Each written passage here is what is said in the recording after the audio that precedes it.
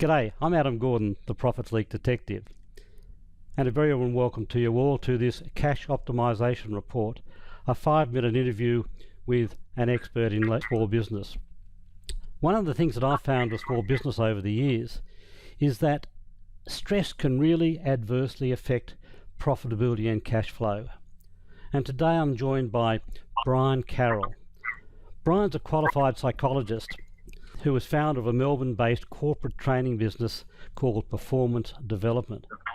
For more than 20 years, Brian has been assisting organisations to develop their capabilities of their key people in areas like leadership skills, performance management, and how to recruit, retain and engage their staff. Brian's an experienced executive coach who has a particular passion for supporting business owners and building and budding entrepreneurs to bring out the best in themselves. And Brian's going to talk to us today about staying resilient and coping positively with stress. Brian, a very warm welcome to you. G'day, Adam. My pleasure being here. Looking forward to our chat. It should be good. Now, I've got some questions I'm going to ask you, Brian. We've got around 5 minutes. I'm not going to play police on this in terms of that, but in terms of the 5 minutes. But the idea is to keep it short and sharp and see what we can do to help those people out there, those small business owners and managers out there. So, what sorts of strategies can a business owner apply to help them better cope with stress, and are there ways of becoming more resilient? Yes. Look, it's firstly I would say the best strategy for coping with stress would be stress prevention in the first place, Adam. Better than cure. So going back to that issue we were talking about earlier about overload and taking on too much, the first thing would be have realistic expectations of yourself and your own capability as the business owner. If you do have staff, then have realistic expectations around their capabilities and what they're able to deliver. If you do have a particularly demanding customer, then just sometimes step back, weigh up. What will it cost us to be able to satisfy that demand? What perhaps needs to be compromised, what may need to be given up in order for us to be able to meet or satisfy that demand. So try to prevent excessive stress by having realistic expectations about what you're able to deliver. If we do find ourselves in stressful situations, then it goes back to what I call the 3A strategies. And the first A for coping with stress is step back and ask yourself, can I alter this situation? Can I change it? Can I do something about it? By talking to the right people, am I able to reduce this stress, take away this issue? Sometimes it's about negotiating with the right people to change the situation, or to let people know that what's going on is becoming just too difficult. So, as I say, the first A is, can I change this situation? Can I alter it? Sometimes that's just not possible. I mean, I don't like the taxation system. I can't change it as an individual, or it would cost me too much to try to change that situation. So the second A, Adam, is adapting. Accepting a situation that's just the way it is. How am I going to make the best of it? And sometimes that means changing the way that we view the situation, changing our attitude towards the situation, changing the way we're thinking about that person or that problem or that situation.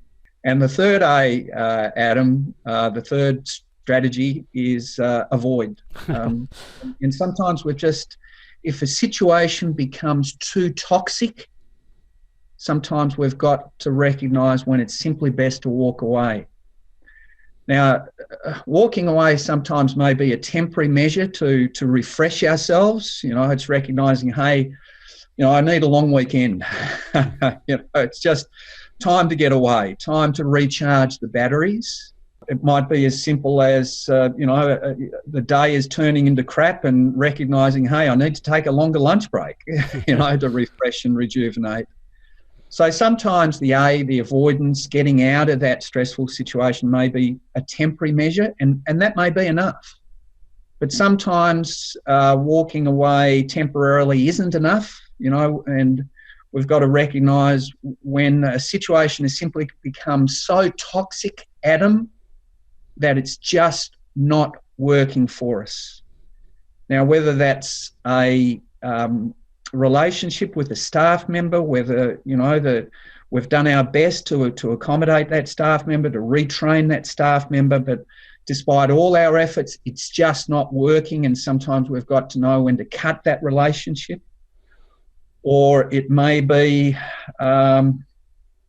again, in the business itself, despite all of our efforts to retrain ourselves, to change our capabilities, to change the way we're marketing the business, to change the way we're managing the business, to reposition ourselves, there may come a point where we've exhausted all our options, and sometimes we've just got to recognise it's not working.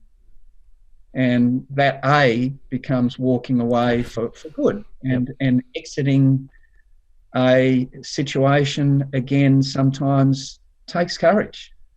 And I'm not advocating to your listeners, Adam, I'm not advocating when things get tough, start running. I'm not saying that at all. What I just want to emphasise is that sometimes a situation, despite all of our efforts, we can't change it, we can't improve it, and for our health and for our well-being, and sometimes equally for the well-being of our family, we've got to recognise when we simply need to walk away. That's very useful. And hopefully wiser. That's very useful. So is there any other final advice, Brian, that you might offer our viewers that might assist them in staying positive and healthy?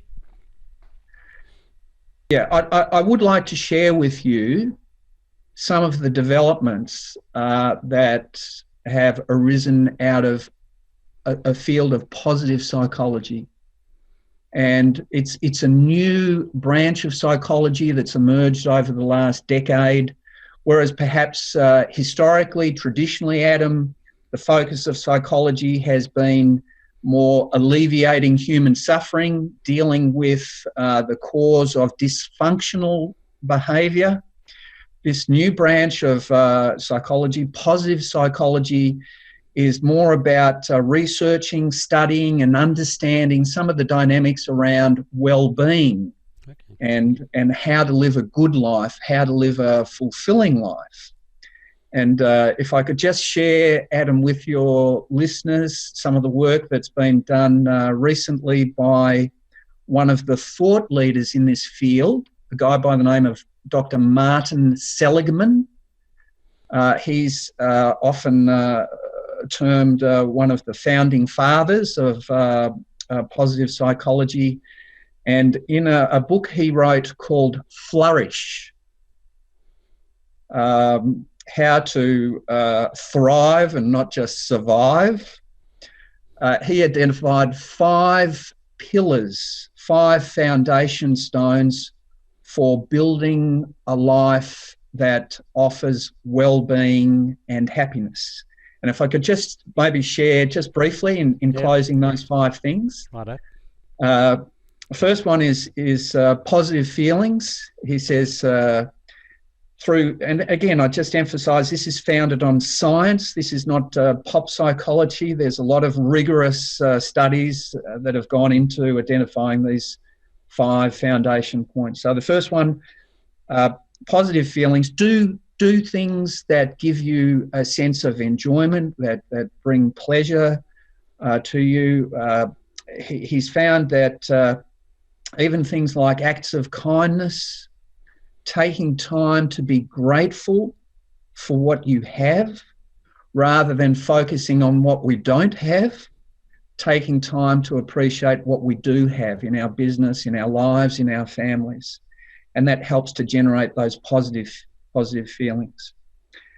Secondly, the science has found that engagement in what you are doing contributes to that sense of well-being. So feeling fully immersed, absorbed, feeling one with the music. And I think that's when we're able to apply our skills and strengths and to really feel that those are being fully deployed in meeting the challenges in our business and in our life.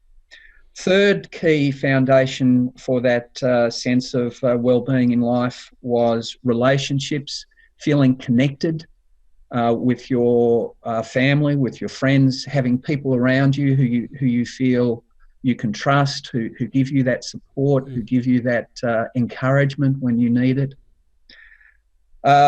Fourthly, he talks about meaning, having a sense of meaning, having a sense that what you are doing is contributing to a higher goal. And fifthly, he says that the fifth foundation for living a good life and having that sense of well-being permeating through your life, the fifth point he makes is achievement. Having a sense that you are accomplishing your goals, having a sense that you are continuing to learn, continuing to master those things that are important to you and feeling that you're making progress.